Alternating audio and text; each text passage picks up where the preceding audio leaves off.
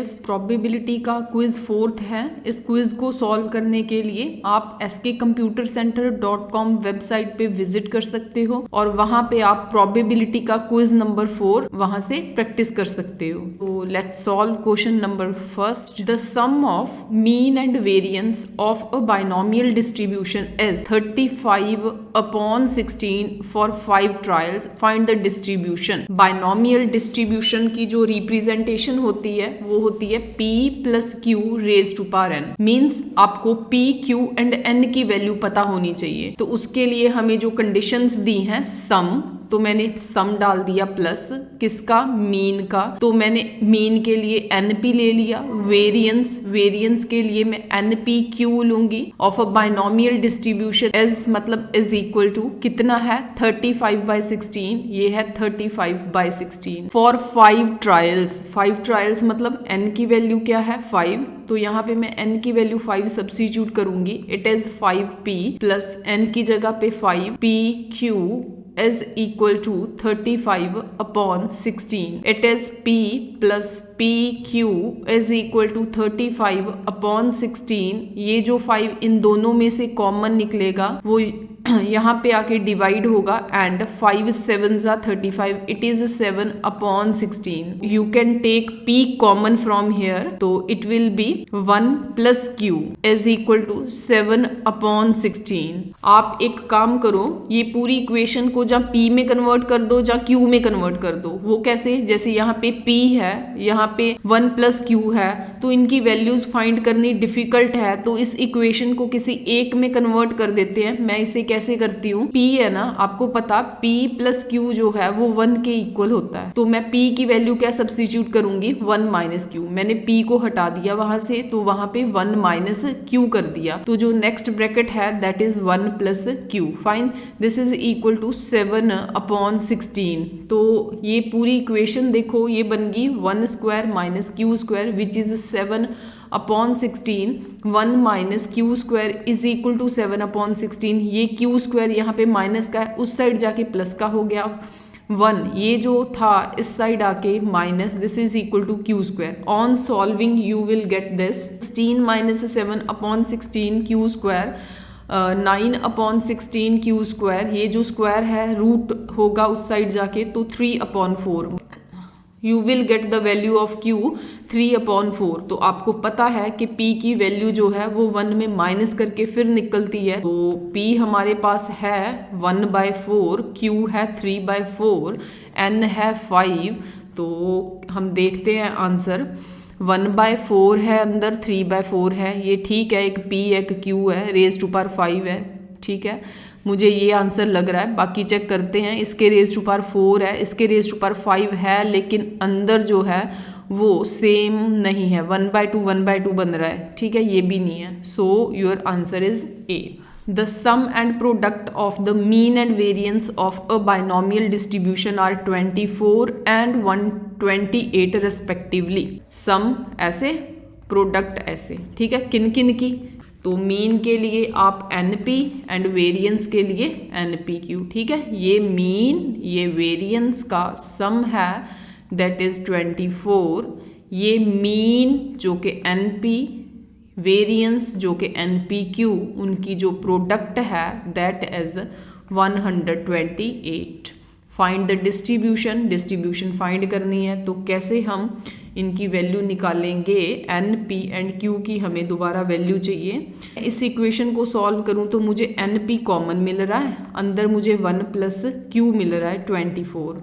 इसको सॉल्व करूं तो ये प्रोडक्ट में है ना, तो n कितनी बार है 2 बार, p कितनी बार है 2 बार, q इज इक्वल टू 128। अब इन इक्वेशंस को तब भी सॉल्व कर सकती हूँ अगर मैं यहाँ पे स्क्वायर डालूं तो। इक्वेशन नंबर 1 है ना आपकी, ठीक है, इसे चलो फिलहाल नंबर 1 कंसिडर करो, इसे 2 जो 1 है ना, उसके ऊपर स्क्वायर डाल दो, मतलब लिख दो कि स्क्वायरिंग ऑन 1, इक्वेशन 1, तो वो क्या बन जाएगा, जो NP है वो बन जाएगा n² p² ब्रैकेट के अंदर 1 प्लस q का होल स्क्वायर, जो कि 24 × 24 दैट विल बी 576। तो नीचे जो इक्वेशन है उसके साथ हम डिवाइड कर देंगे, वो है n² p² q है ना, इज इक्वल टू 128। तो आप इनको डिवाइड करने के लिए n² p² को कैंसिल कर दोगे और ये जो आपके पास यहाँ पे इक्वेशन बची है 1 + q का होल स्क्वायर अपॉन में q, this is equal to 576 upon में 128।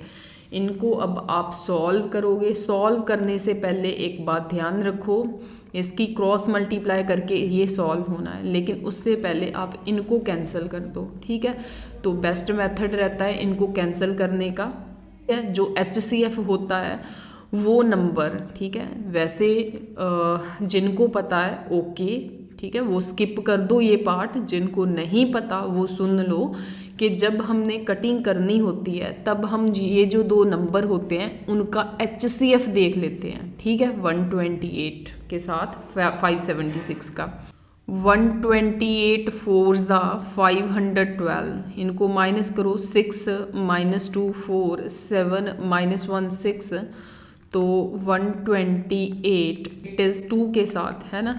मतलब ऐसे जब हम डिवाइड करते 576 को अंदर रख के 128 के साथ डिवाइड करके जब हम इनको करते हैं सॉल्व, तो मेरे पास रिमाइंडर बचा, ठीक है। जब हमने HCF निकालना होता है तो वहाँ पे रिमाइंडर नहीं बचाना होता। अगर नहीं यहाँ पे ज़ीरो आया तो इस नंबर को दोबारा अंदर लिखा जाता है, फिर से डिवाइड किया जाता है। यहाँ पे ज़ीरो बन गई, अगर ज़ीरो नहीं बनती तो सपोज 2 3 कुछ बनता तो मैं इसको दोबारा डिवाइड करती, 64 को अंदर रखती, ठीक है। ऐसे करके जब आपका प्रोसेस होता है तो यहाँ पे जब ज़ीरो आती है तो ये जो नंबर होता है वो आपका HCF होता है, फाइन। तो कहने का मतलब अब ये पॉसिबल है कि ये नंबर भी 64 से कैंसिल होगा, ये नंबर भी 64 से कैंसिल होगा, ये श्योर है। ये नंबर तो 64 से कैंसिल होके 2 देगा। तो आप इसको 64 से कैंसिल करते हो तो 9 आता है, ठीक है। तो आपके पास बना 1 + q का होल स्क्वायर है ना ऊपर, इसकी हम स्क्वायर खोल देते हैं। a² + b² + 2ab अपॉन में q है, ये 9/2 के इक्वल है। अब इसकी क्रॉस मल्टीप्लाई कर दो, ये जो 2 है इनको ऊपर सबके साथ मल्टीप्लाई करो, ये बनेगा 2 + 2q² + 4q is equal to 9q। तो this equation will be 2q² - 5q + 2 is equal to 0। इसके रूट्स बनेंगे, q की वैल्यू जो है वो आएगी आपके पास 1/2, ठीक है। इसको सॉल्व करो, सॉल्व करके q की वैल्यू 1/2 आएगी। q की वैल्यू 1/2 है तो p की वैल्यू भी 1/2 रहेगी, ठीक है। क्यों? क्योंकि 1 में से मैंने माइनस कर दिया। इस p की वैल्यू भी आ गई आपके पास, q की वैल्यू भी आ गई, तो q की वैल्यू भी 1/2 आई है, p की वैल्यू भी 1/2 आई है। इसमें पुट कर दो, n को रखो ऐसे ही, p की वैल्यू 1/2 है, n को रखो ऐसे ही, p 1/2 q 1/2 मतलब 1/4 इज इक्वल टू 24। तो LCM ले लेते हैं।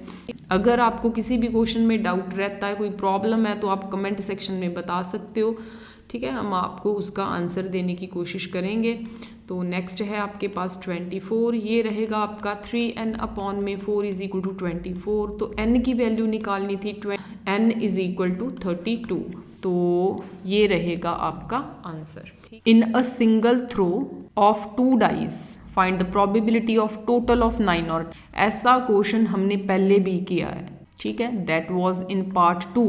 उसमें मैंने एक ट्रिक बताई थी। वो कौन सी ट्रिक थी? जब 3 डाइज थ्रो करनी होती हैं तो उन पे जो नंबर अपीयर होते हैं, फॉर एग्जांपल किसी डाई पे ये हुआ, मतलब पहली डाई पे ये, दूसरी पे ये, तीसरी पे ये, ऐसे ही ये हुआ, है ना, किसी पे ये हुआ, इनका सम। वो ट्रिक क्या थी? वो ट्रिक थी इनका सम 11 बन जाए, उसकी प्रोबेबिलिटी फाइंड करो, है ना। जैसे इसका सम क्या है, प्रोबेबिलिटी फाइंड करनी है जहां पे नंबर 7 बनता है। पूरे 216 एलिमेंट्स नहीं लिखोगे आप, उसमें से कौन कौन सी डाइज का सम जो 7 बनता है, दैट इज़ वेरी डिफिकल्ट। तो उसके लिए मैंने आपको एक ट्रिक बताई थी, that was in part 2। That question was very important.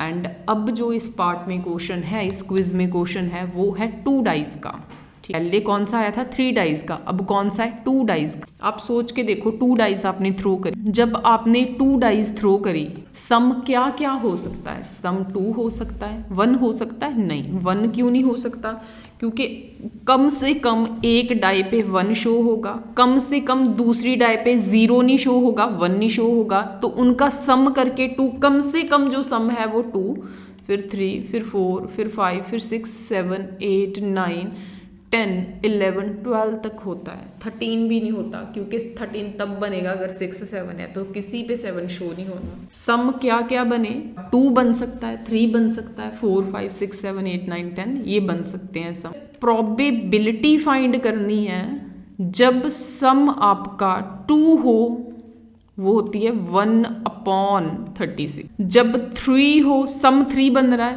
3 कब बनेगा, ऐसे बनेगा, ऐसे बनेगा, ठीक है। और देख लेना पॉसिबिलिटी, वो क्या होती है, बननी नहीं है वैसे, 2/36। तो ऐसे इतने याद कैसे रखेंगे, वो सुन लो कैसे याद रखना है। 2 से 1 कम 1/36, 3 से 1 कम 2/36, 4 से 1 कम 3/36, 5 से 1 कम 4/36, 6 से 1 कम 5/36, 7 से 1 कम 6/36, ठीक है। यहां तक आपने ये चीज देखनी, एक एक कम लेना है। अगर सम 7 पूछा ना, find the probability of getting sum 7 in throw of 2 dice, तो उसकी प्रोबेबिलिटी पता क्या होगी, क्या सम 7 कहा ना, डायरेक्ट लिखना, वहां डायरेक्ट लिखना उसका आंसर 6/36। अगले वालों पे क्या लिखना है, यहाँ पे लिखोगे आप 5/36, यहाँ पे लिखोगे 4/36, यहाँ पे लिखोगे आप 3/36, यहाँ पे लिखोगे आप 2/36, यहाँ पे आप लिखोगे 1/36। आप ये एक्सपेरिमेंट करके भी देख सकते हो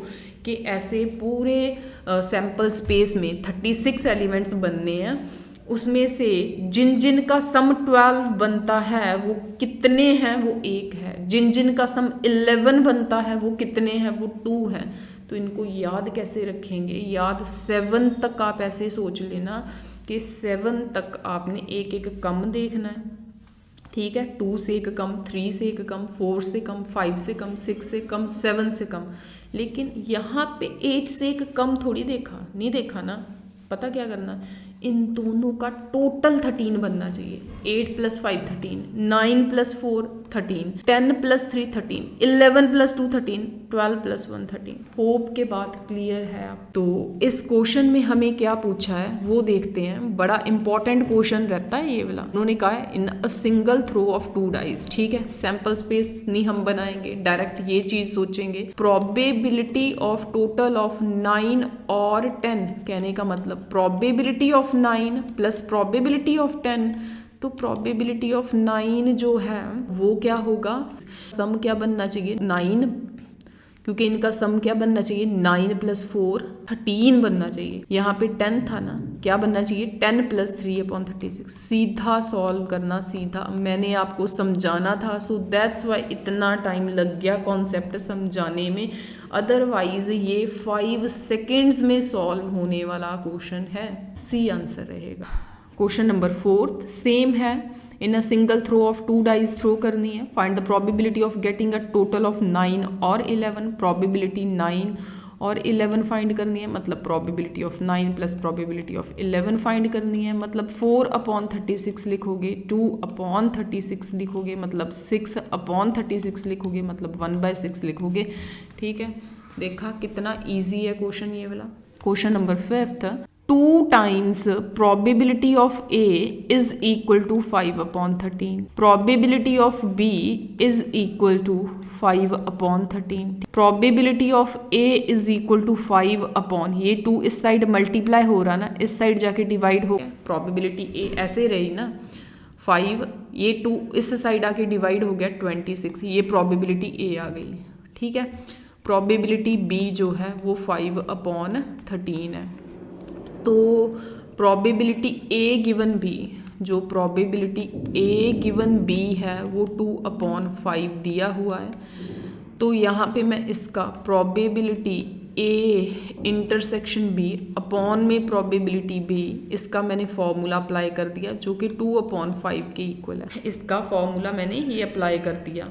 तो प्रोबेबिलिटी B की वैल्यू आपके पास 5/13 है। Probability A intersection B as such, probability B लिखोगे 5/13 is equal to 2/5। Probability A intersection B is equal to 2/5। ये जो नंबर है 5/13 उधर जाके मल्टीप्लाई होगा। यहाँ पे ये मिस्टेक मत करना कि ये उस साइड जाके 13/5 बन जाए, ऐसी मिस्टेक मत करना, क्योंकि आप इसे ऐसे भी सोच सकते हो कि ये इस साइड, इसे पता कैसे लिखा जाता है, 13/5 लिखा जाता है इस साइड, तो उस साइड जाके फिर क्या बनेगा 5/13 ही। ठीक है, तो 5 से 5 कैंसिल, ये 2/13 आया। तो अब आपके पास प्रोबेबिलिटी A इंटरसेक्शन B जो है वो 2/13 आ गया। इसको probability A plus probability B minus probability A union B is equal to 2/13। ठीक है, मैंने इसका फॉर्मूला अप्लाई कर दिया क्योंकि मुझे वैल्यू किसकी फाइंड करनी थी, प्रोबेबिलिटी A यूनियन B की। तो प्रोबेबिलिटी A जो है उस पे लिखो 5/26, प्रोबेबिलिटी B पे लिखो 5/13 minus probability A union B जो है वो एज सच रहेगा, तो 2/13 यहाँ पे आपको वैल्यू इसकी निकालनी है। ये उस साइड जाके ऐड हो जाएगा, 5/26 प्लस 5/13, ये जो 2/13 है इस साइड प्लस से इस साइड आके माइनस हो गया, is equal to probability A union B। आप इसको सॉल्व कर लो बाय टेकिंग LCM। 26 LCM आ गया, ये 5, ठीक है, यहाँ पे 10, यहाँ पे 4, this is equal to probability A union B। तो 10 प्लस 5 15, 15 में से 4 माइनस किए तो दैट इज़ 11, तो 11/26। तो प्रोबेबिलिटी A यूनियन B का जो आपके पास आंसर रहेगा वो 11/26 रहेगा। ठीक है, क्वेश्चन नंबर 6, अ डाई थ्रोन 3 टाइम्स, एक डाई को 3 टाइम थ्रो किया है तो 216 एलिमेंट्स आएंगे उसकी सैम्पल स्पेस में। तो E में क्या है, 4 appears on third toss. First second toss का नहीं वो बता रहे, थर्ड टॉस का बता रहे हैं कि उस पर 4 अपीयर होता है। कहने का मतलब इसका नहीं पता, थर्ड का पता कि 4 अपीयर होता है। ठीक है जी, तो ऐसे करके मैं आपको इतनी लिख के बताती हूँ कि इसकी रिप्रेजेंटेशन ऐसी होगी। एंड जो फर्स्ट 2 हैं उस पर 1 1 हो सकता है, 1 2 हो सकता है, 1 3 हो सकता है, 1 4 भी हो सकता है, क्योंकि सिर्फ थर्ड की बताई कि 4 अपीयर्स ऑन थर्ड टॉस। बाकी पहली 2 पे 4 आए चाहे नहीं आए वो कोई मतलब नहीं है उनको। ठीक है, थर्ड वाली पे 4 अपीयर होना चाहिए। तो ऐसे करके मेरे पास ऑप्शंस पता कितनी होंगी, 36 ऑप्शंस होंगी इसकी। एफ में कौन से एलिमेंट्स हैं, कहते 6 and 5 respectively appeared on first 2 tosses. कहने का मतलब अब पता क्या कंडीशन दे दी, 6 5 बस पता है उनको कि यहाँ पे 6 5 शो हो रहा है। ठीक है, ये बताया उन्होंने।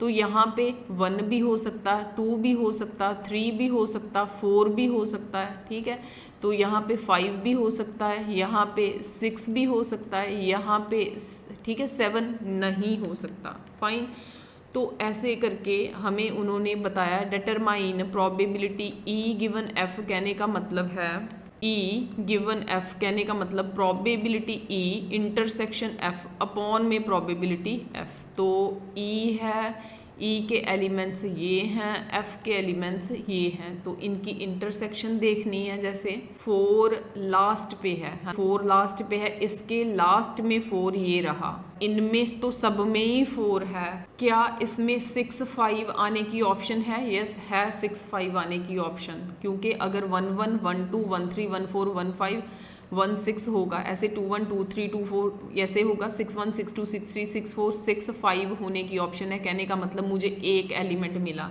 अब कुछ समझाना था, दैट्स वाई मुझे ये इतने एलिमेंट्स लिखने पड़े, अदरवाइज मैं इनको अपने माइंड में भी कैलकुलेशन इनकी कर सकती हूँ। ठीक है, तो आप भी इसे डायरेक्ट सोचो, लेकिन पहले थोड़ा सब्जेक्टिव लिख के करके प्रैक्टिस करके देख लो। फिर उसके बाद एफ में देखो कितने एलिमेंट्स हैं, 1 2 3 4 5 6। क्या टोटल मैंने लिखे नहीं, इसके नीचे भी 216 आने, इसके नीचे भी 216 आने हैं, तो वो कैंसिल हो जाने, सो दैट्स वाई मैंने लिखे नहीं है। तो 1/6 सी ऑप्शन रहेगी। Question number 7, a couple has 2 children, find the probability that both children are males. हमें प्रोबेबिलिटी फाइंड करनी है कि दोनों चिल्ड्रन जो हैं वो मेल्स हों। Fine, if it is known that, जब इफ़ दिया होता है, इफ़ लिखा होता है, जहाँ गिवन हो, ठीक है, वो किसकी प्रोबेबिलिटी होती है, वो कंडीशनल प्रोबेबिलिटी होती है, वो उसकी पहचान होती है कि वो कंडीशनल प्रोबेबिलिटी है। ठीक है, इस क्वेश्चन में इफ़ लिखा है, यहाँ से मुझे पता चल गया ये कंडीशनल प्रोबेबिलिटी है। If it is known that, हमें पता है, क्या पता है हमें, at least one of the children is male. जो हमें पता होता है, जो गिवन होता है, उसे हम बी कंसिडर करते हैं।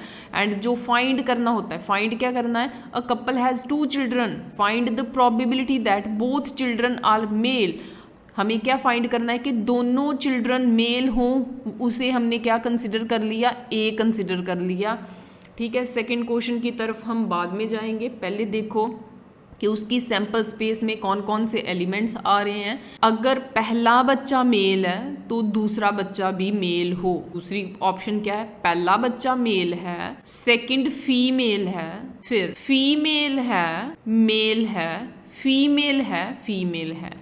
These are 4 options। ठीक है, तो वो कह रहे हैं अब प्रोबेबिलिटी ऑफ ए देखते हैं। ए में कौन कौन से आएंगे वो देखो। पहले ए में बोथ चिल्ड्रन आर मेल, उसमें मैं रखूंगी एम। बी में क्या रखूंगी, बी में होगा at least one of the children is male, कम से कम एक मेल हो। इसमें कौन कौन से आएंगे, एम एफ एम, क्योंकि एक से ज़्यादा हो सकता है ना, एक से ज़्यादा मेल हो सकता है। ठीक है, एक इसमें आ रहा है, एक इसमें आ रहा है। इसमें पहला जो था, बड़े वाला बच्चा जो है वो मेल है, छोटा बच्चा जो है वो फीमेल है। ठीक है, ऐसे करके ये मेरे पास ऑप्शंस बनी। तो इसके लिए मैं probability A given B find करूँगी, जिसके लिए probability A intersection B upon में प्रोबेबिलिटी बी रहता होता है। अब ए एंड बी की इंटरसेक्शन ध्यान से देखो, सिर्फ एक ही कॉमन आ रहा है, 1 अपॉन प्रोबेबिलिटी बी में कितने हैं, 3 हैं। तो आपको पता है कि मैंने आपको पहले बताया कि जो डिवाइड में टोटल लिखते होते हैं वो मत लिखो। इसके डिवाइड में 4 आना, इसके डिवाइड में 4 आना, वो कैंसिल हो जाना। ये हमने जो प्रीवियस पार्ट्स हैं उसमें हमने इस चीज़ की डिस्कशन करी हुई है। तो 1/3, तो मुझे 1/3 एक इस ऑप्शन में मिल रहा है, एक इस ऑप्शन में मिल रहा है। This was your first part. Second part के लिए जो फाइंड करना है, जो ए है वो सेम वही रहेगा एम, लेकिन जो बी है उसमें क्या होगा, the Elder child is male, बड़े वाला बच्चा मेल है। तो वो कौन कौन सा होगा, एक तो एम आ रहा है, एक एम एफ आ रहा है, एफ नहीं आएगा। मुझे फिर से वही फाइंड करना है कि probability A given B find करना है, जिसके लिए ऊपर मुझे इनकी इंटरसेक्शन रखनी है, नीचे मुझे प्रोबेबिलिटी बी रखना। ए इंटरसेक्शन बी में देखो 1 आ रहा है एंड प्रोबेबिलिटी बी में 2 एलिमेंट्स हैं, तो it's answer is 1/2। Question number 8, for 2 events A and B let probability A 0.4, probability B P है and probability A union B 0.6 है। फाइंड पी, आपको पी की वैल्यू फाइंड करनी है so that A B are independent events. Independent events की सीधी सीधी property होती है probability A intersection B is equal to probability A into probability B.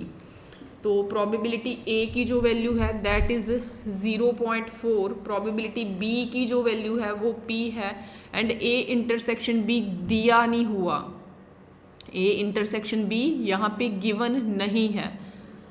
तो उसके लिए मैं इसका फॉर्मूला अप्लाई करूँगी, probability A plus probability B minus probability A union B.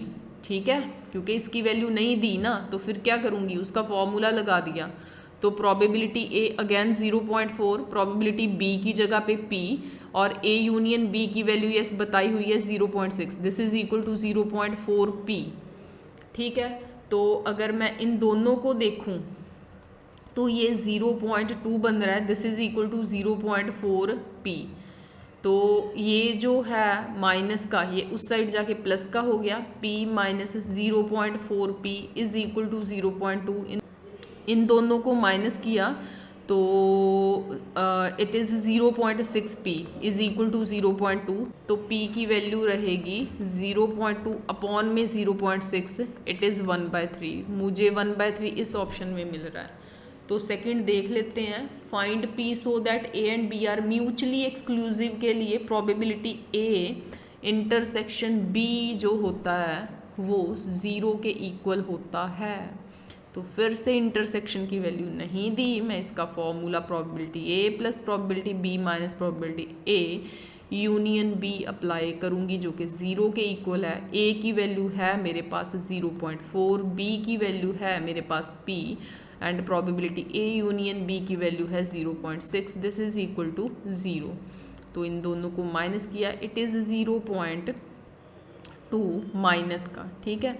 तो p minus 0.2 is equal to 0, so p is equal to 0.2, तो p is equal to 2/10, तो this is 1/5। So finally जो मेरा आंसर 1/5 आया, तो यहाँ पे भी 1/5 है। So C option is right option. In case आपको कोई डाउट रहता है आप कमेंट बॉक्स में बता सकते हो कि इस पार्ट में आपको प्रॉब्लम है, ठीक है। हम जल्दी से जल्दी आपको उस क्वेश्चन का आंसर देने की कोशिश करेंगे, ठीक है। तो जिनको कुछ कॉन्सेप्ट्स जैसे ये सॉल्व करना, ये कॉन्सेप्ट्स जिनको क्लियर हैं, they may skip that part, they may fast forward the video. Question number 9. Events A and B are such that probability A is equal to 1/2 and probability B is 7/2. Probability not A means A complement or not B मतलब B complement is 1/4. तो probability और का मतलब होता है union, complement union B complement is 1/4, मतलब probability A union को मैं इंटरसेक्शन में जब कन्वर्ट करूँगी तो ये जो कॉम्प्लीमेंट है वो होल का आता है 1/4। इसको फर्दर लिखा जाता है 1 minus probability A intersection B that is equal to 1/4, ठीक है।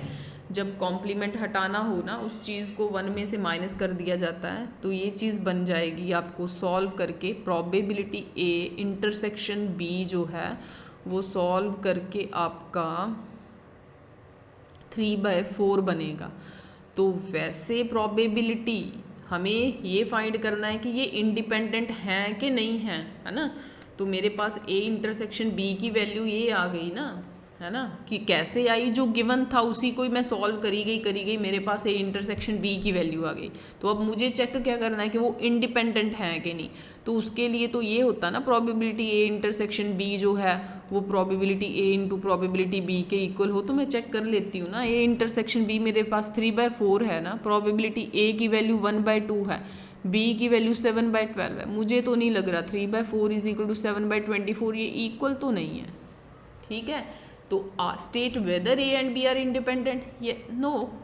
Question number 10, if a leap year पता कौन सा होता है, लीप ईयर में 366 डेज होते हैं, नॉन लीप ईयर में 365 डेज होते हैं। तो एक बात और, अगर 365 डेज हैं तो वो नॉन लीप ईयर है, अगर 366 डेज हैं तो वो लीप ईयर है।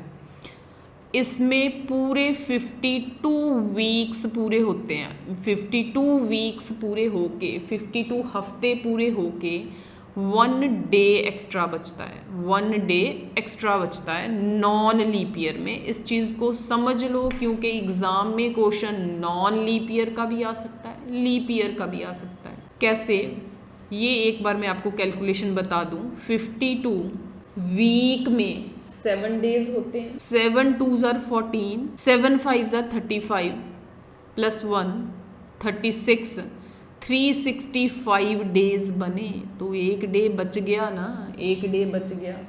तो वो जो डे बचा वो संडे भी हो सकता है, मंडे भी हो सकता है, Tuesday, Wednesday, Thursday, Friday, Saturday, ठीक है।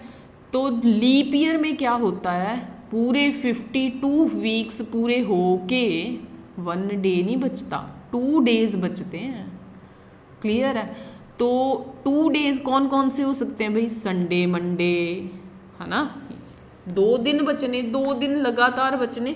ऐसे थोड़ी हो ना कि एक संडे बच गया, एक फिर उसके बाद वेडनेसडे आ गया, नहीं, 2 दिन जो बचने वो लगातार बचने हैं। ठीक है, कहने का मतलब कि संडे के साथ मंडे बच सकता है, मंडे के साथ ट्यूसडे, ट्यूसडे के साथ वेडनेसडे, वेडनेसडे के साथ थर्सडे, थर्सडे के साथ फ्राइडे, फ्राइडे के साथ सैटरडे, सैटरडे के साथ संडे।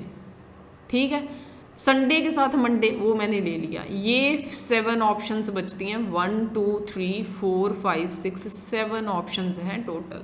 लेकिन उन्होंने क्वेश्चन में पूछा what is the chance it will take 53 Tuesday. उनको 53 ट्यूसडे चाहिए थे भाई, 52 ट्यूसडे तो इसमें पूरे हो रहे हैं। ठीक है, अगर 52 वीक्स हैं तो 52 ट्यूसडे तो उसमें आ जाएंगे ना। उनको एक ट्यूसडे और चाहिए, अगर एक ट्यूसडे और चाहिए तो ट्यूसडे निकालना कितनों में से है, 7 में से। लेकिन ध्यान से देखो, आपको 2 ट्यूसडे मिलेंगे, एक यहाँ पे एक यहाँ पे। 7 में से कितनी ऑप्शंस उठानी पड़ी, 2, सो दैट्स वाई इसका आंसर रहेगा 2/7। इसका कुछ नहीं करना, क्योंकि ये तो है ही, जो श्योर है उसकी प्रोबेबिलिटी नहीं निकालते। ठीक है, आपको 53 ट्यूसडे की निकालनी थी ना, 52 ट्यूसडे तो मुझे श्योर है, जो बाकी एक ट्यूसडे बच गया ना वो मुझे 7 में से चूज़ करना था, लेकिन ट्यूसडे आने की ऑप्शन 2 है, सो दैट्स वाई 2/7।